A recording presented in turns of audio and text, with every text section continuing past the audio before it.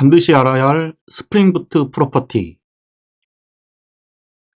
자, 오늘은 스프링 부트 프로퍼티에서 반드시 알아야 될 프로퍼티들의 종류에 대해서 한번 살펴보도록 하겠습니다.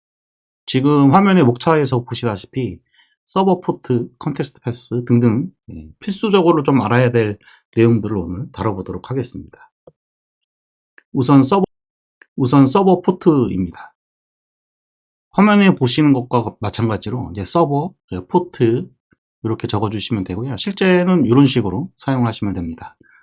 우리가 포트가 디폴트는 8080인데 이 포트를 변경해서 사용을 해야 될 때가 있거든요. 여기 보시면은 이제 우리가 서버를 실제로 이제 올렸을 때 앞에 이제 엔진엑스 같은 리버시프로시로 동작하는 게이트웨이 뭐 이런 것들이 존재를 하게 되는데 서버를 여러 개를 이제 올리게 됐을 때는 일반적으로 동일 서버 내 혹은 동일 도메인 내 여러 개의 서버가 존재하기 때문에 요거를 찾아갈 방법이 포트라는 거죠. 기본적으로 포트가 굉장히 중요한 부분입니다.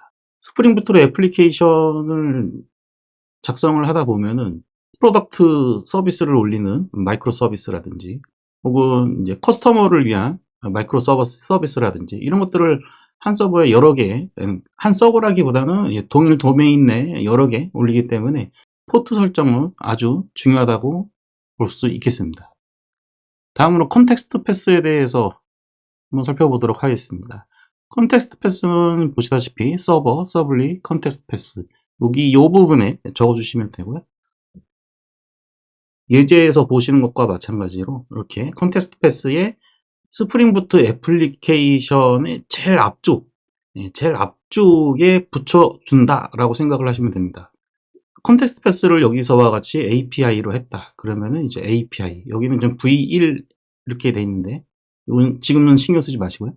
그러니까 내가 기본적으로 애플리케이션을 백엔드에 하나 만들었는데, 걔를 호출하는 URL에 전체적으로, 공통적으로 붙여주는 URL이다라고 생각을 하시면 되고요. 요 컨텍스트 패스를 이용하는 이유 중에 하나가 제가 이제 V1, V2 뭐 이런 식으로 적어놨는데 많은 회사에서 이 컨텍스트 패스를 이용을 해가지고 애플리케이션의 버전을 관리하는 곳들이 많이 있습니다. 물론 뭐 이렇게 그 URL에 애플리케이션의 버전을 이렇게 URL에 적어주는 것이 뭐 꼭 좋은 방법만은 아닌데 뭐 장점이 있고 단점이 있으니까 그런 부분들은 여러분들이 자료를 좀 찾아서 한번 좀 더 공부를 해 보셨으면 좋겠고요. 다음으로는 애플리케이션 네임입니다. 스프링 애플리케이션 네임하고 이렇게 nname을 적어주게 됩니다. 내가 만든 스프링 부트 애플리케이션의 이름이 프로젝트 서비스 이와 같이 프로젝트 서비스 이런 식으로 적어주시면 되고 이 nname하고 그다음에 내가 프로젝트를 이제 생성을 할 때 만들었던 이름하고는 다른 거다라는 것은 여러분들이 알고 계셔야 됩니다. 이제 포트도 구분을 해줬고 서버별로 그 다음에 컨텍스트 패스를 통해서 버전도 조금 세팅을 할 수 있게 됐고 했는데 이게 이제 클라우드 환경으로 이제 서버들을 배치를 하는 거를 이제 디플로이라고 하죠. 이 디플로이를 했을 때 뭐 쿠버네티스나 뭐 이런 것들을 사용을 할 때 이제 디스커버리 서버라고 해가지고 이 이름을 찾아서 스프링 애플리케이션의 이름을 이용을 해서 요거를 찾아가는 그런 설정들이 또 있거든요. 그럴 때 사용이 되는 것이 스프링 애플리케이션 네임이다 라고 생각을 하시면 되겠습니다. 여기 그림에서는 이제 프로덕트 서비스 애플리케이션, 오더 서비스 애플리케이션, 커스터머 서비스 애플리케이션 이렇게 돼 있는데 여기 그림이 조금 이제 빈약한데 여기 앞쪽에 이제 뭐 게이트웨이가 있고 게이트웨이가 이제 디스커버리 통해 가지고 여기서 URL을 가지고 이 서버를 찾는 것이 아니라 이 스프링 부트 애플리케이션의 이름을 가지고 이 서버를 찾죠. 그럼 이 서버를 왜 찾냐면은 이 서버를 찾아야 이 프로덕트 서비스의 IP가 뭔지 이런 정보들을 가져오거든요. 이런 것들이 우리가 도메인하고도 비슷하죠. DNS랑 유사하게 동작을 하는 겁니다. 그래서 뭐 예를 들어서 여기가 DNS 서버다. 그럼 DNS 서버 같은 경우에 URL로 우리가 도메인 뭐 따따따 뭐 네이버닷컴 뭐 이렇게 찾았을 때 그럼 네이버 닷컴의 서버가 있는 IP가 뭐냐를 찾는 게 중요한 거거든요. 예, 그런 부분을 조금 이해를 하시면 되겠습니다. 자, 그 다음으로는 이제 데이터베이스하고 관련된 프로퍼티를 좀 살펴보도록 하겠습니다. 사용법은 이제 spring.datasource 이렇게 되는 거고요. 이 spring.datasource를 이용을 해가지고 우리가 멀티 데이터 소스라든지 뭐 이런 것들도 세팅을 하게 되죠. 예, 그런 조금 더 복잡한 상황은 제가 이제 설명을 드리지 않도록 하고요. 그러니까 자바에서 데이터 소스, 데이터베이스에 접근하기 위한 기본 설정들 세 가지, URL, 유저네임, 패스워드 이렇게 기본적으로 구성이 되는 거고요. 드라이버 클래스 네임은 요 예를 들어서 포스트그레스다 그러면 포스트그레스 드라이버 이렇게 각각의 데이터베이스 벤더들이 제공해주고 있는 클래스 네임을 적어주시면 되고요. URL에 보시면은 이제 JDBC, 포스트그레스, SQL 뭐 이런 것들은 각각의 뭐 오라클이면 오라클, MySQL이면 MySQL 이쪽에서 URL은 어떻게 적어라 라고 하는 부분들이 있습니다. 네, 그거를 참고를 하셔서 URL을 적어주시면 되겠죠. 다음으로는 JPA에 대해서 한번 살펴보겠습니다. spring.jpa. 하고 이제 스프링 JPA는 여러 가지 이제 세팅들이 있는데 여기서 제가 보여드릴 JPA 세팅은 우리가 최초 이제 개발할 때 프로젝트를 처음 만들고 세팅하고 그다음에 스크립트를 작성을 해서 데이터베이스를 세팅하기 위해서 우리가 개발적으로 편리한 프로퍼티만 적어봤습니다.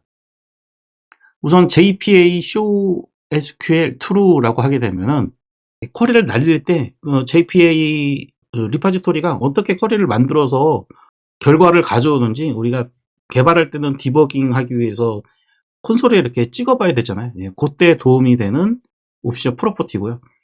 그 다음에 이제 DDL 오토라고 하는 것이 있는데 DDL 오토라고 하는 것은 JPA만으로 엔티티의 정보를 이용을 해가지고 데이터베이스를 세팅을 할 수가 있거든요. 그 옵션들이 이제 뭐 create drop 뭐 이런 것들이 있고요. 업데이트, 밸리데이트 이런 게 있고 create 같은 경우에는 처음에 이제 로딩을 할 때 엔티티 정보만으로 데이터베이스를 세팅을 해주죠. 그 다음에 create drop 같은 경우에는 처음에 만들어주고 애플리케이션이 꺼지면은 다 날려줍니다. 깨끗하게 날려주죠. 근데 제가 해보기로는 이거 잘 동작 안 합니다. 그 다음에 이제 업데이트는 엔티티에 뭔가 이제 변경이 발생했을 때 실제로 데이터베이스에 이제 스키마가 생성되어 있지 않았을 때는 크리에이트를 해주고 그다음에 변경이 다르다 그러면은 이제 업데이트를 해줍니다. 뭐 주로 이제 칼럼 추가라든지 칼럼 제거라든지 이런 부분들을 컨트롤을 해주죠.